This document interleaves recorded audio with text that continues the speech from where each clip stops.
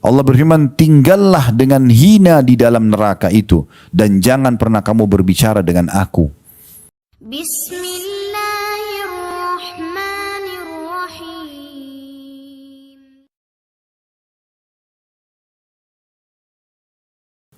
Kemudian dalam ayat 102-nya kita lanjutkan, kata Allah SWT, "Faman thaqulat mawazinuhu faulaika humul muflihun." Barang siapa yang berat timbangan kebaikannya nanti, karena selama di dunia sibuk dari amal soleh ke amal soleh yang lain, dari wajib ke sunnah, sunnah ke wajib, gitu kan? Maka mereka itu adalah orang-orang yang dapat keberuntungan. Beruntung dia itu, selamat nanti. Dan ingat, amal soleh itu punya kenikmatan. Ini kita haji ini nikmat ini. Sholat itu punya kenikmatan, puasa punya kenikmatan, sedekah punya kenikmatan, zikir, doa semua punya kenikmatan.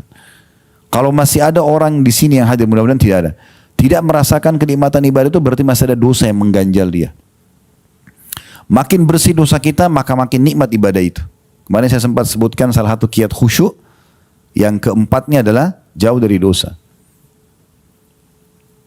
Dosa sama ibadah itu dua-dua punya kenikmatan. Ibarat seperti timbangan. Kalau dua telapak tangan saya ibarat timbangan. Ini amal soleh, ini dosa. Dua-duanya punya kenikmatan nih.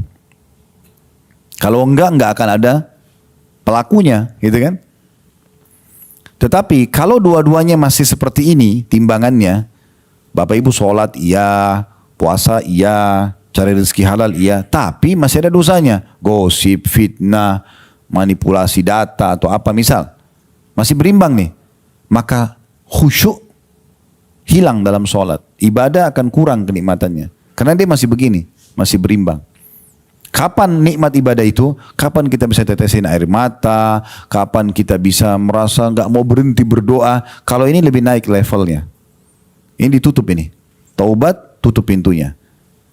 Kita kerjakan ibadah rutin aja, sholat 5 waktu, sholat qabliyah gitu ya. Nanti naik dia levelnya itu. Karena ini kita tutup. Kalau dia masih berimbang nggak bisa. Ini harus naik ini. Kalau ini naik nanti lebih khusyuk, sampai nanti pada tingkat kita peka sekali. Peka sekali. Ya. Hasan Basri rahimahullah pernah ngantar jenazah, sambil begitu lihat, beliau tadinya diam, langsung zikir. Ditanya oleh orang sebelahnya, wahai imam, imam itu kayak kita kiai, ustaz, kenapa anda berzikir? Dia mau tahu hukumnya. Langsung dia mengatakan, berzikirlah wahai anak muda, karena yang sedang kita antar sudah nggak bisa berzikir. Itu kena kepekaan. Ya. Nah kepekaan ini dalam ibadah ini akan muncul kalau dia naik itu levelnya. Dan caranya memang ini harus ditutup ini, jangan dibuka. Bahasa saya sering teman-teman sekalian, kalau anda mau hijrah, antum mau hijrah, jangan setengah-setengah. Jadi orang soleh itu dan soleh 100% aja sekalian. Kenapa sih setengah-setengah? Kenapa dicicil? Hah? Udah sekalian. Dan tidak usah pakai tapi, ya, tapi Ustaz. Gitu, ya. Saya sih mau tobat, tapi saya sebenarnya mau haji Ustaz, tapi terus ini. Kenapa tapi? Saya sebenarnya mau bantu pesan itu, tapi ya udah malaikat tulis ada tapinya. Dan kalau sebaliknya, ini parah sekali nih. Kalau ibadahnya turun kuantitas, kualitasnya, dosanya makin meningkat, makin hilang kenikmatan ini, makin lalai dia, kan begitu. Dan dua kenikmatan ini tidak bisa ketemu. Contoh, sekarang kita komitmen setiap azan sholat. Komitmen nih, udah saya setiap azan langsung sholat nih, gitu kan. Mulai kita jaga dan kita nikmati, karena kita tahu keutamaan sholat di awal waktu lah, di saf awal mungkin kalau laki-laki mungkin kita sholat masjid haram, kita kejar tuh. Ini kenikmatannya sudah muncul nih. Kalau muncul kenikmatannya, lawannya dia tinggalkan sholat. Hilang kan? Pasti kita akan bilang, kalau orang tidak sholat, sayang benar orang itu tidak sholat ya. Karena kenikmatan sholat kita sudah ada. Dan kita meninggalkan dosanya, yaitu meninggalkan sholat. Berarti ada kenikmatannya. Kenikmatan ini yang membuat kita merasa, kenapa orang itu buat sayang benar dia nggak sholat. Nah gitu. Sama terbalik. Kalau orang nikmati dosanya, tinggalkan sholat. Dia nggak peduli. Sholat nggak penting. Maka dia nikmati itu, kenikmatan sholatnya hilang. Dia akan bertanya sebaliknya, itu orang sholat nggak capek tuh, sholat terus. Kan gitu. Contoh yang lain, perempuan tutup aurat pakai jilbab. Dia tutup auratnya, memang dia tahu Allah haramkan terlihat, dia jaga betul. Dia nikmati itu. Lawannya adalah buka aurat kan. Kalau orang nikmati tutup aurat itu, masa akhwat kita, maka dia akan mengatakan pada yang masih buka auratnya, kenapa ya dia buka aurat itu, sayang bener. Tak takut tuh, gini-gini sekali. Itu muncul karena dia nikmati jilbabnya tadi, tutup auratnya itu. Sebaliknya orang yang buat maksiatnya, buka auratnya, kalau dia nikmatin, dia akan balik. Itu orang nggak panas tuh pakai jilbab, pakai cadar segala macam. Nah gitu. Jadi nggak bisa ketemu seperti minyak sama air nih. Kalau ada orang coba gabungkan keduanya, dia ibadah tapi dia masih buat maksiat, seperti tadi, tidak ada hasilnya, nggak berefek. Kalau ada orang misalnya, dia jaga ibadah, dia jaga juga dosanya. Maka dia tidak nikmat ibadah, tidak nikmat buat dosa. Ya. Kalau ada orang misalnya dia sholat 5 waktu, tapi masih mabuk misalnya. Contoh, dia mabuk jam 2 malam, tapi nanti jam 5 dia mau subuh. Enak gak mabuknya? Gak enak. Hah? Dia berpikir terus selama 3 jam itu, sambil mabuk sambil berpikir. Jadi tidak datangkan ketenangan jiwa buat dia. Karena dia masih beban dengan sholat kan. Dia mau satuin gak bisa ini. Gak mungkin gitu. Jadi susah. Dia udah lurus di istiqomah di agama, tapi masih berinteraksi sama lawan jenis misalnya. Dia tidak enak, setengah-setengah. Coba kalau orang mabuk tapi gak sholat. Udah dia teler di pinggir jalan, dia tidak peduli. Ya dia nikmati itu. Tapi ujungnya neraka ini. Jadi seperti itu. Jadi nggak bisa ketemu teman-teman. Makanya sekaligus kalau mau jadi orang baik, mau penuhi timbangan amal kita dengan kebaikan, maksimal aja. Jadi orang soleh itu dan soleha sekaligus 100%. Jangan setengah-setengah, nggak usah nyicil-nyicil. Nggak usah tadi ada kata-kata tapi. 103-nya Allah mengatakan, وَمَنْ خَفَّتْ مَوَازِينُهُ, dan siapa yang ringan nanti timbangan amal solehnya hari kiamat, karena di dunia tidak maksimalkan, فَأُولَٰئِكَ الَّذِينَ خَسِرُوا أَنفُسَهُمْ فِي جَهَنَّمَ خَالِدُونَ. Mereka itulah orang-orang yang merugikan diri mereka sendiri. Mereka kekal dalam neraka Jahannam. Jadi penentuan nanti di akhirat cuma ada 2 tempat ya, surga atau neraka. Itu putusannya di sini. Di dunia ini selama hidup. Ini nanti yang menentukan kita ke surga atau kita ke neraka. Jadi salah di sini udah salah juga di sana pasti. Kalau di akhirat kita masih bisa nego, ya Allah saya nggak mau neraka, saya mau surga, aman. Ini nggak bisa. Penentuannya di sini. Lalu setelahnya Allah gambarkan tentang kondisi ahli neraka. Bagaimana sih neraka itu? Apakah memang kita harus khawatir, takut, sehingga kita harus taubat segera, kita segera introspeksi diri kita, banyak beramal soleh? Allah mengatakan talfahu, ini ayat 104-nya, talfahu wujuhahumun nar wa hum fiha kalihun. Muka mereka akan dibakar oleh api neraka dan mereka dalam neraka itu dalam keadaan cacat. Ya, dalam sebuah hadis kata Nabi SAW, karena panasnya neraka itu, bibir atasnya ahli neraka itu melepuh sampai bisa dilipat ke kepalanya, dan bibir bawahnya melepuh sampai jatuh ke pusarnya. Itu tafsir daripada ayat 104-nya. Kata Nabi SAW, makna cacat itu seperti itu. Kemudian 105-nya, Allah akan berfirman pada ahli neraka. Kita tidak perlu tunggu masuk neraka baru dengarkan ini. Allah sudah buka di sini. Allah buat Bapak Ibu bisa dengar pagi ini dari kami ayat ini. Dan ini bukan baru dibaca. Ini sudah 1400 tahun yang lalu lebih. Dan akan dibaca sampai hari kiamat nanti oleh orang beriman. Akan selalu jadi prinsip hidup. Beruntunglah orang yang dengar, engah, dia sadar, kemudian dia langsung introspeksi diri. 105-nya Allah mengatakan kepada ahli neraka yang lagi disiksa, mereka teriak-teriak, alam takun ayati tutla alaikum fakuntum biha tukadzibun. Bukankah ayat-ayatku telah dibacakan kepadamu sekalian, tapi kamu selalu mendustakannya? Jangan akhi, jangan ukhti, haram, tidak boleh begini, riba jangan, ini jangan, itu jangan. Udahlah, so alim, apalah. Malah dicaci maki orang yang nasihatin dia. Oh ini garis keras, ini jangan didengar. Ya. Ya sudah, tunggu nanti Allah bilang sama dia begini di neraka. Bukankah sudah dibacakan ayat-ayatku padamu? Dan subhanallah, termasuk hikmah Allah SWT itu, Allah tidak pernah paksakan hambanya. Tidak paksain ibadah. Kalau Allah mau, Allah bisa kan? Yang tidak sholat langsung tiba-tiba patah lehernya. Bisa nggak? Bisa. Yang tidak puasa puntung tangannya. Bisa, kan Allah bisa. Tapi Allah nggak buat begitu. Allah turunkan wahyunya, ini loh, puasa, sholat itu wajib, ini keutamaannya. Puasa itu wajib, ini keutamaannya. Kalau kerjaan dapat ini. Kalau ditinggalkan ini hukumannya ya. Tapi Allah tidak hukum langsung di dunia. Masih berikan kesempatan untuk taubat. Nanti ahli neraka itu teman-teman kalau masuk neraka, naudzubillah, mudah-mudahan Allah selamatkan kita semua. Mereka masuk neraka dalam kondisi mengakui keadilan Allah. Mereka masuk neraka mengatakan memang pantas kami masuk. Karena memang atas perbuatan mereka sendiri. Allah nggak pernah suruh dia berbuat dosa. Dan selalu peringatan Allah datang itu.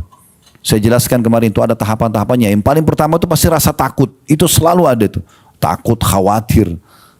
Itu sudah kalau orang introspeksi diri langsung dia kembali kepada Allah, aman dia. Kalau dia kerjakan nanti ada peringatan yang kedua lebih tinggi, nanti ketiga, nanti seterusnya. Ya, akan lebih berat lagi hukumannya. Dan saya sudah bilang kemarin, maling saja yang sudah digebukin sama masa, itu tetap bentuk kasih sayang Allah. Karena dia sudah diberikan peringatan berapa kali sebelum memang tidak mau kapok. Kapoknya harus digebukin. Nah, baru berhenti. Kalau orang sampai mati sekalian udah. Karena Allah sayang sama dia. Kalau dibiarkan ini maling terus ini. Gak akan berhenti.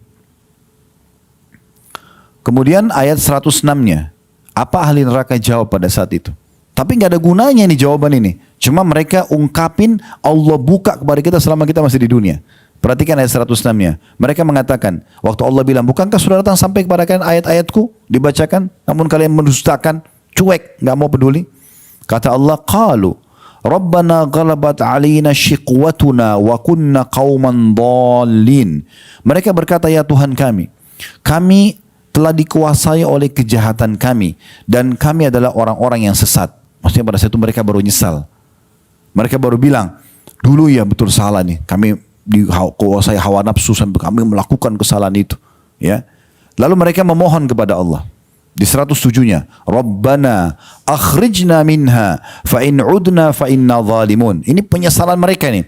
Ya Tuhan kami, keluarkanlah kami dari neraka ini. Di saat itu ya. Tapi tidak ada manfaatnya. Keluarkanlah kami dari neraka ini dan kembalikan kami ke dunia. Jika kami kembali juga pada kekafiran, pada dosa, kemaksiatan, sesungguhnya kami termasuk orang-orang zalim. Sebenarnya ini bagus penyesalan, tapi nggak ada gunanya kalau sudah di neraka. Harusnya di dunia mereka bilang ini gitu. Segera ngaku salah, tinggalkan gitu. 108-nya. Allah berfirman kepada mereka, ini firman Allah yang paling tegas. Allah itu Ar-Rahmanur Rahim, Maha Pengasih, Maha Penyayang. Tapi bagi ahli neraka, Allah akan tegas sama mereka. Allah bilang, qala khsa'u fiha wa la tukallimun. Allah berfirman, tinggallah dengan hina di dalam neraka itu dan jangan pernah kamu berbicara dengan aku. Subhanallah, saya pernah dapat sebuah hadis. Kata Nabi SAW, ahli neraka itu kan mereka tidak pernah berhenti ya. Tidak ada istilah istirahat. Kalau di penjara ada saatnya orang istirahat, dikasih makan, kalau luka diobatin, walaupun sudah dihukum. Di neraka nggak ada begitu. Per detiknya siksaan terus, siksaan non-stop dan tidak ada kematian. Kalau orang maling digebukin mati, orang sudah tinggalkan, nggak digebukin lagi. Karena orang tahu orang mati nggak sakit lagi. Tapi di neraka nggak. Jadi dia hidup terus dalam kondisi, dalam kata Nabi SAW dalam sebuah hadis, ahli neraka itu ada yang sampai hangus semua badannya, tinggal kepalanya saja. Tapi hidup. Lalu Allah utuhkan lagi. Nah, dalam proses pengutuhan itu, penyiksaan sakit, pengutuhan kembali tubuh mereka sakit. Begitu terus. Mereka menjerit-jerit tidak didengar. Kata Nabi SAW tentang masalah firman Allah ini dalam ayat 108-nya. Allah mengatakan, kekallah kalian, hiduplah dia, masuk tinggal di dalam keadaan hina. Dan jangan pernah bicara dengan aku. Kata Nabi SAW, ahli neraka. Dalam tafsir 108 surah Al-Mu'minun ini. Ahli neraka, karena mereka sudah merasa sakit sekali, mereka sudah tidak tahu harus buat, mereka panggil para penjaga neraka, para malaikat. Dan para penjaga neraka tidak menjawab mereka ratusan tahun. Biarin disiksa. Mereka putus asa, akhirnya mereka panggil Tuhan mereka. Yang tadi tuh, ya 106 dan 107. Yang mereka bilang, ya Allah, kejahatan kami telah menguasai kami dan kami termasuk orang sesat. Artinya kami nyesal dulu kami buat itu semua. Mencuri, menipu, zina, riba, apalah. Maka keluarkan kami kalau kami engkau kembalikan dunia, kami berbuat lagi berarti kami zalim benar nih. Gitu kan? Nah, mereka menyesal itu semua. Lalu mereka panggil Tuhan mereka mengatakan, ya Allah, Allah ini maha pengasih, maha penyayang. Tapi kata Nabi SAW, Allah tidak menjawab mereka seumur dunia. Seumur dunia itu berapa miliar tahun itu. Ya. Jadi kalau antum pernah dengar, oh ada masa dinosaurus dulu, Allahu a'lam, mungkin bisa saja. Bisa saja. Bukan mustahil. Karena manusia ini, kita ini, makhluk terakhir yang Allah ciptakan. Sebelum kita sudah ada jin, sudah ada hewan-hewan, sudah ada air, sudah ada api. Ini semua bukan baru ini. Air yang kita pakai ini air dari dulu yang Allah ciptakan dari awal. Sederhana kok secara ilmiah kan. Panas menguap, ditampung di awan. Kalau ini kita kayak filter, turun lagi jadi hujan, dipakai lagi. Sama. Apinya sama. Tumbuh-tumbuhannya itu aja. Ya. Sama. Pepaya kita makan, buahnya, bijinya kita lempar. Jadi pohon lagi. Dia lagi. Sama. Semua hewan laut itu turunannya semua sama. Kembali lagi. Begitu semua. Makanya waktu Nabi Adam AS diciptakan, iblis sudah ada kan? Kan iblis nggak mau sujud. Sudah ada di dunia dia. Kenapa iblis nggak mau sujud? Karena dia berharap dia jadi pemimpin di bumi. Ini masalah politik juga ini. Ya. Dia mau jadi pemimpin. Begitu Allah bilang, saya akan ciptakan di muka bumi khalifah, pemimpin, manusia itu, Adam. Di situ dia cemburu. Oh berarti sudah putus asa, dia nggak bisa lagi jadi pemimpin di bumi. Maka waktu disuruh sujud dia nggak mau sujud. Berarti intinya iblis ada kan sebelumnya. Sudah ada iblis, sudah ada jin, sudah ada hewan-hewan, sudah ada semua tumbuh, sudah ada, bukan baru ini semua. Sudah ada. Jadi perlu kita garis bawah itu. Maka Allah Subhanahu wa taala tidak mengajak bicara mereka selama umur dunia. Allahu alam berapa miliar tahun itu. Disiksa terus. Setelah seumur dunia baru Allah berfirman seperti ayat 108 ini. Setelah seumur dunia miliaran tahun, ya Allah masih mengatakan kepada mereka, qala khsa'u fiha wa la tukallimun. Tinggallah di dalam keadaan hina dan jangan pernah berbicara dengan aku. Setelah miliaran tahun disiksa, Allah masih tidak maafkan. Padahal Allah itu Ar-Rahmanur Rahim. Coba bayangkan. Di akhirat sudah tidak ada ceritanya itu. Maka kata Nabi SAW dalam hadis itu, yang saya bacakan, maka karena mereka sudah putus asa, keluarlah dari tempat air mata mereka darah. Dan ketahuilah, kalau air mata yang keluar selama mereka disiksa itu, dijalankan atau dialirkan di atasnya kapal, maka bisa mengalir. Karena penuhnya dengan air mata. Jangan dibayangkan ini neraka seperti penjara kita ya. Penuh darah, nananya ahli neraka di situ numpuk-numpuk. Bahkan kata Nabi SAW, makanan minuman mereka adalah tinatul khabal. Para sahabat bertanya, ya Rasulullah, apa itu tinatul khabal? Kata Nabi SAW, nana dan darahnya ahli neraka. Di surga teman-teman, kita nanti makan insya Allah, bukan karena lapar. Kita minum bukan karena haus. Maka semua penuh kenikmatan. Ya. Antum bayangin kalau antum lagi tidak, beda ya kalau lagi lapar, ini kebetulan mau sarapan jadi masak. Jangan dibayangin dulu. Tapi kalau orang lagi lapar, dia sudah nggak nikmati makanan. Target dia hilangin lapar kan? Coba kalau antum lagi tidak lapar, mau makan apa Pak? Makan apa Bu? Kita masih bisa memilih. Oh mau makan ini, kita nikmatin tuh. Kalau kita lagi haus, minum apa? Air dingin. Targetnya bukan nikmatin, habisin supaya hilang hausnya. Di surga nggak ada lapar, nggak ada haus. Jadi kita makan kena nikmatin, kita minum kena nikmatin. Dan ini sederhana, di dunia patuh kayak gini aja nih.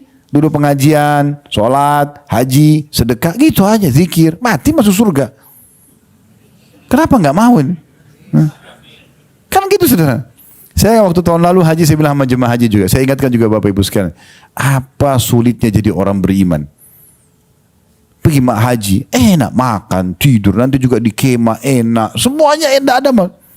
Ibadahnya nanti kalau kita bagi jumrah teman-teman, ambil batu lempar, tak satu dosa besar gugur, yang kedua 2 dosa besar, pulang lagi ke kemah ngobrol, makan, minum, dengar pengajian, mati masuk surga, enak bener. Nah, kenapa nggak mau jadi orang baik ini? Kan aneh betul ya.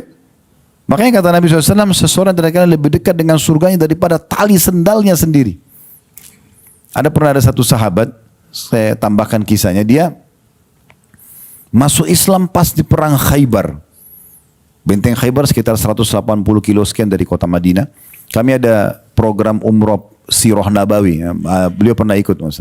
Beberapa teman-teman pernah ikut dulu. Kita datangi lokasi peperangan itu langsung. Di Badr kita datang lokasi perang Badr. Di Khaybar juga begitu. Datangin benteng-bentengnya Yahudi di sana. Intinya di perang Khaybar ini Nabi SAW mengepung benteng yang pertama sekitar 43 harian.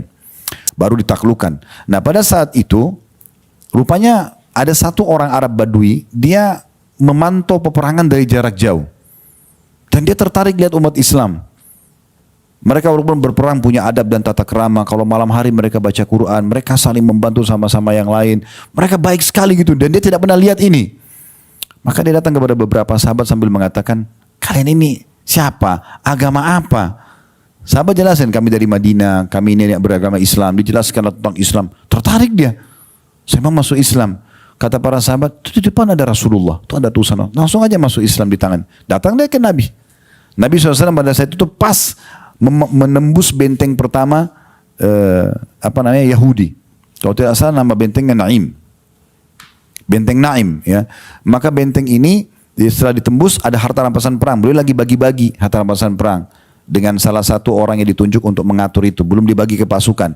Nah, waktu orang ini datang masuk Islam, kata Nabi SAW, masukkan orang ini sebagai penerima ghanimah.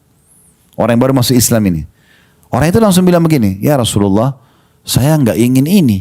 Saya masuk Islam bukan karena saya ingin harta. Saya ingin apa yang sahabat Anda kejar keluar dari Madinah. Saya dengar mereka keluar untuk mencari mati syahid. Supaya begitu mati terbunuh dosanya dimaafkan masuk surga. Saya berharap ya Rasulullah nanti dari benteng Yahudi. Dia tunjuk benteng Yahudi yang kedua. Benteng Yahudi pertama sudah tembus. Ada 9 benteng Yahudi waktu itu. Nanti saya berharap dari benteng Yahudi ini keluar anak panah Yahudi kena di sini. Ditunjuk sama dia titiknya. Tembus di sini. Lalu saya mati syahid. Kata Nabi SAW, kalau kau jujur Allah kasih. Kalau kau jujur Allah kasih nanti itu. Betul-betul kau minta itu Allah kasih. Subhanallah, berpisah dengan Nabi SAW. Orang-orang Yahudi yang pada saat itu punya strategi Bapak Ibu sekalian. Mereka tidak berani berhadapan dengan muslimin secara langsung. Mereka cuma lemparin anak panah dari dalam benteng. Karena takut. Orang yang waktu itu pas mulai sahabat takbir. Orang Yahudi mulai lempar anak panah. Orang yang pertama mati orang yang tadi. Yang baru masuk Islam. Belum sholat satu sholat pun. Baru syahadat. Kecamuk perang, kena anak panah mati dia. Waktu Nabi SAW lihat, ternyata anak panahnya di tempat yang dia tunjuk. Tadi kan dia bilang, saya ingin anak panah itu masuk ke sini, keluar di sini. Dan saya mati syahid, saya masuk surga. Kata Nabi SAW, apakah orang ini tadi yang baru syahadat? Kata mereka, iya ya Rasulullah. Kata Nabi SAW, maha suci Allah yang telah membenarkan janjinya. Siapa yang mau lihat penghuni surga, yang belum pernah sujud sekalipun, lihat orang ini. Baru syahadat langsung mati terbunuh. Masuk surga. Begitu mudah. Lalu Nabi SAW mengatakan, sungguh surga lebih dekat dengan seorang dari kalian daripada tali sendalnya sendiri. Tinggal lakukan ketaatan, mati masuk surga. Susahnya apa? Tinggal makan halal, pekerjaan halal, pasangan halal. Kan enak gitu ya. Di dunia dapat panduan yang benar, bahagia, dan di akhirat juga masuk surga. Kan begitu. Nah itu poinnya. Kemudian 109-nya, jadi itu tadi penyesalan neraka ya. 109-nya, innahu kana fariqum min ibadi yaquluna rabbana amanna faghfir lana warhamna wa anta khairur rahimin. Sesungguhnya ada segolongan dari hamba-hambaku di dunia dulu, maksudnya hai orang-orang kafir, hai ahli maksiat yang di neraka. Kalian dulu ingat gak? Di dunia ada hamba-hambaku dulu yang suka berdoa. Kalian lihat itu. Mungkin dekat tetangganya ada orang suka ke masjid, suka berdoa, suka nasihatin. Lihat, orang-orang soleh ada. Ya. Mereka mengatakan, ya Tuhan kami telah beriman maka ampunilah kami dan berilah kami rahmat dan engkau adalah pemberi rahmat yang paling baik. 110-nya, lalu Allah mengatakan kepada orang-orang kafir neraka itu, fattakhadtumuhum sikhriyan hatta ansaukum zikri wa kuntum minhum tadhakun. Lalu kamu menjadikan mereka buah ejekan. Alim, wah begini, begitu, garis keras, apalah, segala macam. Sehingga kesibukan kamu mengejek mereka, menjadikan kamu lupa mengingat aku. Dan adalah kamu selalu menertawakan mereka. Apa balasannya? 111-nya. Inni jazaituhumul yawma bima sabaru annahum humul faizun. Maka sungguhnya aku memberi balasan kepada mereka pada hari ini. Orang-orang yang patuh, yang beriman, yang mengerjakan amal soleh. Karena kesabaran mereka, sesungguhnya mereka itulah orang-orang yang menang. 112-nya. Allah ajak bicara lagi ahli neraka tadi. Qala kam labithtum fil ardi adada sinin. Allah bertanya, berapa tahun lamakah kamu tinggal di bumi? 113-nya. Qalu labithna yawman aw ba'da yawmin fas'alil 'adin. Mereka menjawab, kami tinggal di bumi hanya sehari atau setengah hari saja. Maka tanyakan kepada orang-orang yang menghitung. Maksudnya, kita biar hidup 50 tahun, 60 tahun, 70 tahun, 100 tahun, 200 tahun. Di akhirat nanti kita bayangkan, oh seperti sehari, seperti setengah hari. Ini sudah bisa kita bayangkan di dunia ya teman-teman sekalian. Sekarang mungkin kita sudah tidak asing pernah ketemu, anggaplah di sini yang paling sepuh Masya Allah 60 tahun berapa umurnya kemarin. Misal ketemu sama teman SD-nya atau SMP-nya. Lalu kemudian mereka mengenanglah masa dulu di sekolah. Seperti baru kemarin itu. Seperti baru kemarin. Ya. Itu di dunia. Begitu di akhirat nanti orang akan lihat, oh nanti kita teman-teman lihat histori hidup kita ini. Dari lahir dari rahim ibu. Tangisan pertama, kedipan mata pertama. Yang ke 100, yang ke 1000. Semua fenomena kehidupan kita. Sampai akhirnya kita meninggal. Oh cuman ini ya. Nah gitu nanti. Sebentar sekali. Mereka ungkapin itu. Kami hidup di dunia hanya sehari atau setengah hari saja. 114-nya kata Allah. Qala in labithtum illa qalila. Law annakum kuntum ta'lamun. Allah berfirman. Kamu tinggal di bumi melainkan sebentar saja. Memang betul yang kalian bilang. Cuma sebentar itu. Kalau sesungguhnya kalian mengetahui. Nanti pada saat itu kalian sadari. Sayangnya nggak disadari. Alhamdulillah kita hari ini dengar nih. Ya. Lalu penutupannya 115. Allah subhanahu wa ta'ala mengatakan, maksudnya penutupan bahasan kita dalam ayat ini ya. Afahasibtum annama khalaqnakum abathan wa annakum ilaina la turja'un. Apakah kamu mengira bahwa sesungguhnya kami menciptakan kamu secara main-main saja? Apa kalian kira saya ciptakan kata Allah di muka bumi ini lahir dari rahim ibu, lalu diurus sama orang tua dari kecil, sampai kita sekolah, bajunya, makannya semua diurus. Kemudian mulai diberikan ilmu, mulai bisa bekerja, punya pendapatan, punya nama baik, punya dan segala macam. Ya. Kemudian kalian kira itu cuma sia-sia begitu saja, tidak ada tujuan, tidak ada perintah, tidak ada larangan, dan bahwasanya kamu tidak akan dikembalikan kepada kami? Gak mungkin gitu ya. Nah seperti itu bahan muhasabahnya, introspeksinya. Kita lihat sekarang surah Al-Munafikun. Kita tutup dengan ini ya. Ayat 9-nya saya bacakan. Ya ayyuhalladzina amanu la tulhikum amwalukum wala auladukum an dzikrillah wa may yaf'al dzalika faulaika humul khasirun. Hai orang-orang beriman, janganlah hartamu dan anak-anakmu melalaikan kamu dari mengingat Allah. Kita boleh berpasangan, boleh urus anak-anak, tapi jangan melalaikan dari sholat, dari pendapatan yang halal dan segala macam. Barang siapa yang berbuat demikian, maka itulah orang-orang yang rugi. Ya. Oleh karena itu pasangan harus bersama-sama dengan kita menuju ke akhirat. Masya Allah, ini teman-teman yang berangkat dengan pasangan pergi haji ini taufik dari Allah Subhanahu Wa Taala. Ya. Sama-sama beribadah. Tinggal bagaimana tadi menjaga keikhlasan, bersyukur pada Allah ya. Ayat 10 ini yang menjadi inti bahasan introspeksi kita. Wa anfiqu mimma razaqnakum min qabli an ya'tiya ahadakumul mautu fayaqula rabbi laula akhartani ila ajalin qarib. Laula akhartani ila ajalin qaribin fa as-saddaqa wa akum minas salihin. Dan segera belanjakan sebagian dari apa yang kami berikan kepadamu sebelum datang kematian kepada salah seorang di antara kamu. Lalu ia berkata, segera lakukan amal soleh, segera sedekah, segera sholat sebelum datang kematian. Baru dia mengatakan, ya Robku, mengapa engkau tidak menangguhkan kematianku sampai waktu yang dekat? Beberapa detik saja, supaya untuk meeting sama teman-teman, untuk makan makanan favorit, enggak. Supaya, ya, di sini dikatakan, atau yang menyebabkan aku dapat bersedekah dan aku termasuk orang-orang soleh. Supaya aku sempat transfer uangku itu ke yayasan ini, ke pesantren itu, ke sedekah ini. Lalu Allah mengatakan di ayat 11-nya wala yuakhirallahu nafsan idza jaa ajaluha wallahu khabirum bima ta'malun. Dan Allah sekali-kali tidak akan menangguhkan kematian seseorang apabila telah datang waktu kematiannya, dan Allah Maha mengenal apa yang kamu kerjakan. Ya. Jangan tunggu nanti teman-teman sekalian menjelang kematian baru menyesali semua. Kenapa saya tidak sholat? Kenapa saya tidak sedekah? Kenapa enggak belajar Al-Quran? Kenapa tidak haji dan umroh? Kenapa? Enggak ada manfaatnya lagi. Sebagai penutup saya ingatkan kembali perkataan saya di awal tadi. Ingat, peluang amal soleh di saat datang kesempatannya raih segera. Karena tidak akan pernah terulang.